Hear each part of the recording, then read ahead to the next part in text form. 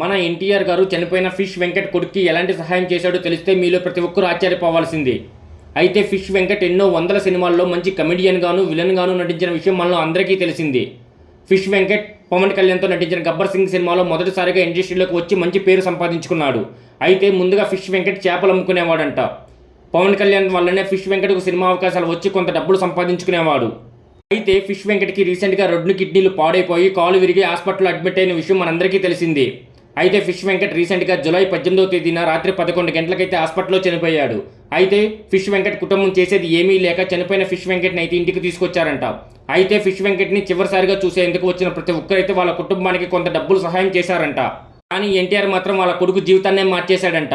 ఎందుకంటే fish Venkat cinema అవకాశాలు రావడం వల్లే కొంత డబ్బులు సంపాదించుకుని తిండి తినేవాళ్ళంట. ఇప్పుడు ఫిష్ వెంకట్ చనిపోవడంతో వాళ్ళ కుటుంబం అంతా అనాథులు కావడంతో ఎన్టీఆర్ వాళ్ళందరిని ఆదుకున్నాడంట. ఫిష్ వెంకట్ కొడుకు అయితే సినిమాలో అవకాశం ఇప్పిస్తానని ఎన్టీఆర్ మాట ఇచ్చాడంట. అంతేకాకుండా ఫిష్ వెంకట్ మనవరు మనవరాలని ఎంత చదువుకుంటే అంతవరకు నేను చదివిస్తాను అని మాట ఇచ్చారంట. ఇంతకీ ఎన్టీఆర్ గురించి మీరేమనుకుంటున్నారో కింద కామెంట్ సెక్షన్లో కామెంట్ చేయండి.